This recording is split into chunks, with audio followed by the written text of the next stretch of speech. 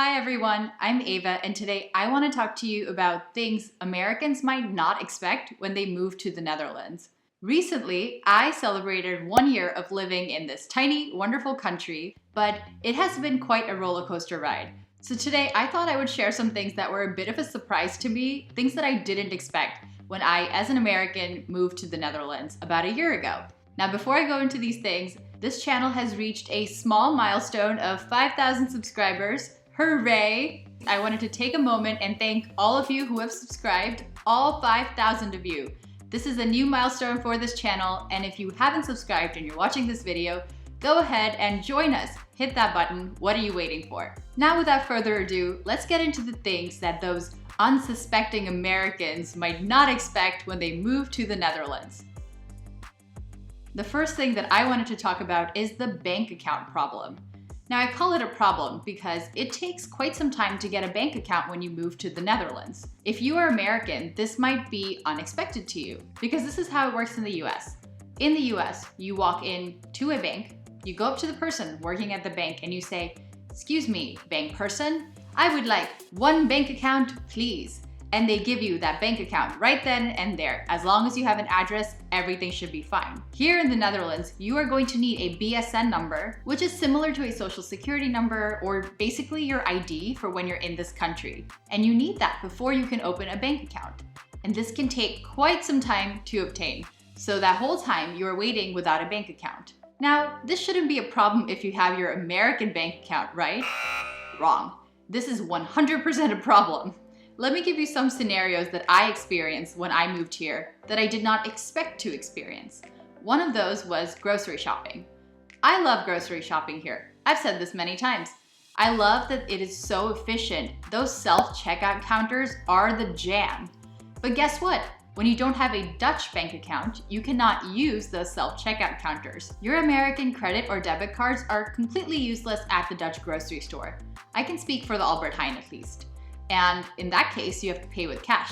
And you cannot use cash at those self-checkout counters. So you have to go wait in line and wait for a very lovely person to help you check out your grocery items. Now, this may seem like a small inconvenience, but the inconvenience continues when you think about online payments. When you pay online here and you have a Dutch bank account, you go through the Ideal system, which is just an online payment thingamajig. So Ideal will make use of your Dutch bank account if you want it to make a payment over the internet, which is, something that every one of us does in this day and age. And when you move to the Netherlands from the US, and let's say you want to buy things online because us Americans love buying things online, and you want to use your American debit card, many places will reject it.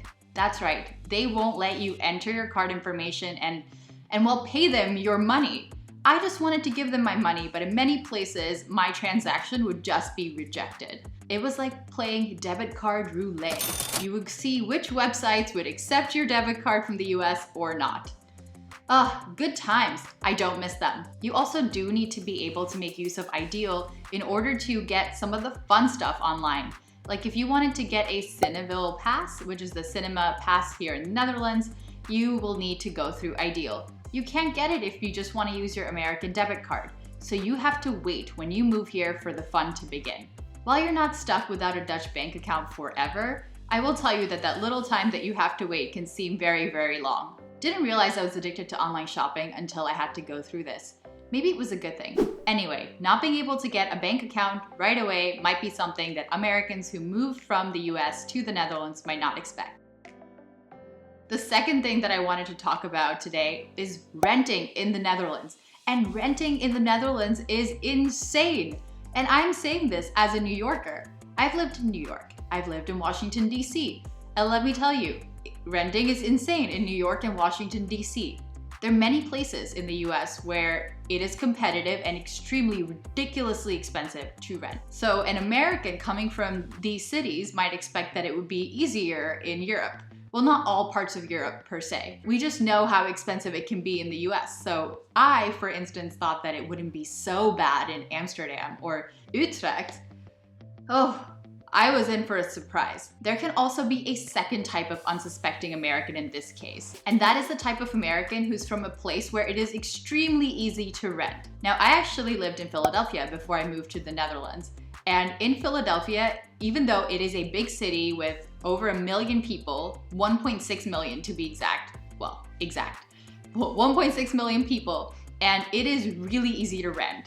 You see a place you like, you pay the money, you have the place. Really, the last place I lived in was a steal, and it was that simple to rent it. So when I moved here and I found myself sending messages to real estate agents and getting replies like, sorry, this viewing has been filled, I was really confused. I wasn't even allowed to view the apartment because that many people were interested in it. This is what I mean by an American might not expect that, because in the US, you most likely are able to go view an apartment even if it is competitive. Also, I had to write essays saying why I deserved the place. It was quite the interesting experience. I won't go into more detail here because I think this deserves a video on its own. It's that insane. But all I can say is an American moving from the US to the Netherlands might not expect the rental market to be as crazy as it is. Americans, you have been warned. Moving right along to the next item on the list, not knowing where to buy stuff. Now, I for one knew that I would need to get used to different brands here in the Netherlands and different types of stores. Naturally, it's not going to be exactly the same as in the US. I expected it to be very different. I'm sure many Americans know that American brands won't be ever present as they are in America. But one thing that I did not expect was to be completely confused about where I could find things. For instance, I remember one time I really wanted stationery when I first moved here. I tried to think of a place where I could go and get them. Now at the time, even though I was familiar with the HEMA, it wasn't in my system to go there for everything like it is now. Because now I go to the HEMA first, and if the HEMA doesn't have it, then I go to other places. But at the time, that was not in my system, so I needed to think of a place where I needed to get stationery. And in the US, you can get stationery at a drugstore. Like the Ethos, we have CVS for instance, we have a couple of others too. And yes, you can get stationery there, as well as candy and very many things that have nothing to do with pharmaceuticals, like Christmas decorations on Christmas. I know, totally crazy, but that's how it is. So I thought to myself, should I go to the Ethos to get some stationery? And obviously no. That was not where I could find stationery. So that was one example of how I was really confused about where to find stuff. Because in the US, things are packaged differently in stores. And to top it all off, in the US, we're used to having hypermarkets and these huge department stores like Walmart, where you can find everything in one place. Now, for an American, when they move to Europe, they need to get used to the idea that they are special stores for each of these items that you might find in one big department store in the US. So for instance, if you wanted to buy plants in the US, you could go to Walmart. The same place you would go to for electronics, kitchen items, you name it. But here, if you wanted plants, you would go to a plant store. If you wanted electronics, you would go to an electronics store. If you wanted kitchen items, you would go to a kitchen store. And I said kitchen store, and then I thought to myself, there probably isn't a kitchen store here, right? I mean, like you go to the HEMA, and then I remembered there's actually one in the Utrecht city center that I really like. It's a kitchen store. So yes, you will go to individual stores, individual places to buy things. And an American might not expect that when they move. It's something you need to get used to. Moving right along, the next thing I want to talk about are salaries. And that's because in the US, salaries are all over the place. We have a huge scale. And also, on average, salaries tend to be higher in number in the US than in the Netherlands. Now, I'm not saying that the standard of living is higher in the US than in the Netherlands. That's a completely different story. Just the number is higher in the US than in the Netherlands. And that is something an American has to get used to. Imagine how difficult it is when you move to a different country and you need to think about what salary you should be negotiating for or asking for or looking for in a new job. And I think because Europe is also a Western country, just like the US, you might expect the salaries to be more comparable, but that's just not the case. I also know, for instance, that even though I was aware of the salary difference when I moved here permanently, when I was visiting here and I would have conversations with people about salaries because we talk about everything here. So we were talking about salaries, and that was definitely a point of confusion. I didn't quite understand what it meant to have a high salary or an average salary. It's just really hard to get that in a different place. And maybe within different countries in Europe, that's more comparable, but coming from America to the Netherlands, this will be a difference that an American needs to get used to. And they might not expect it. And the other thing that an American might not expect is if you're looking for a job at a global company in the US, that same job could have a different salary here in the Netherlands, a lower salary, because that's just how things are. And similarly, if you transfer from that global company, from the US office to the Dutch office, you might find that your salary is adjusted to local standards. So something that Americans might not expect.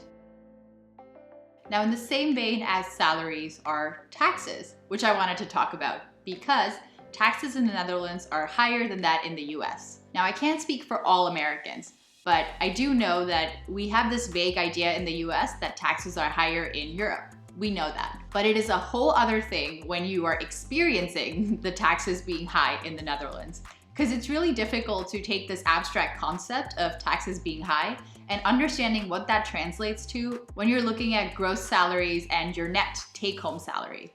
The amount can be very, very different.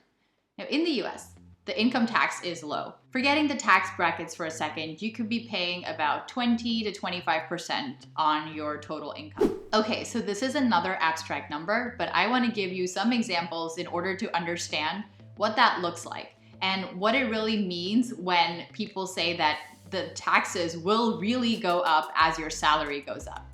So taking this simple example of an average salary of 30,000 euros per year in the Netherlands, let's take that example. That means that your gross salary, your salary before tax, is 2,500 or 2,500 euros per month. When you're earning that much, after taxes, you will be taking home 2,000 euros per month net. Now, if you double those earnings to 60,000 per year, that is 5,000 euros per month, your take home is a little over 3,300 euros per month.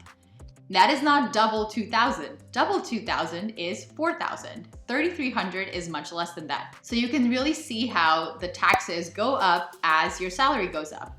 I am a fan of this, but it definitely takes some time to get used to if you are just used to a different system, like with anything. That said, taxes in the Netherlands can appear in places I didn't even know existed, because we just don't have that in the US. For instance, I am very pleased with how I can just take my trash out and leave it outside my building and someone will collect it for me.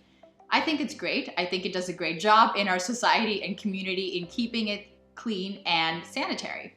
But I was still, nevertheless, surprised when I received mail that said that I owed hundreds of euros in taxes for the garbage collection. It is called the garbage tax. I didn't know that. So I was not prepared to pay hundreds of euros for garbage collection, which I'm happy to do, but it was a little bit of a surprise in the mail. My girlfriend really made fun of me for this because I like to say that, I like paying taxes to benefit society and to have all of these services that are benefiting everybody. And she made fun of me for the look on my face when I received the hundreds of euros tax bill.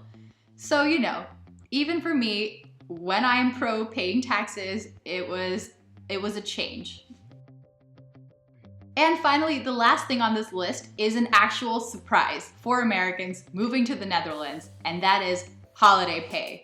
The Dutch love their holidays.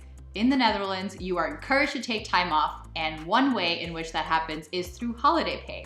So what is this holiday pay? Well, here in the Netherlands, on top of your regular salary, once a year, you get 8% of your salary paid out to you all at once so that you can go on holiday. Isn't that amazing? It's like Christmas, but in the summertime. Now, usually this is on top of what you earn on a normal basis. So every month you'll get a certain amount. And then once a year in the summer around May, you will get paid this holiday money. But I have noticed that Dutch people tend to talk about holiday pay very differently from Americans. Now, I have a very small sample size for this, but in the couple of instances that I've noticed, it really struck me. Americans will talk about this as a part of your salary being taken out each month and then paid out to you at once. Whereas Dutch people will talk about this as getting a base salary per month and then 8% added on top of it. And the second way is definitely a more common way of looking at it. So when you're looking at job descriptions, you'll often see this is your base salary and then you'll have an additional holiday pay on top of it. But I have seen American companies talk about it in different ways. So if you're American, this is something to keep in mind and make sure you just check that with your employer, clarify it with them to make sure that you are getting the holiday pay on top of it. This is something that I didn't know when I moved here, and it's just good to know. So those are some things that an American may not expect when they move to the Netherlands. If you are American, do you have anything else to add to this list? Let me know in the comments below. If you are non-American, can you think of anything else that belongs here? Let me know in the comments as usual.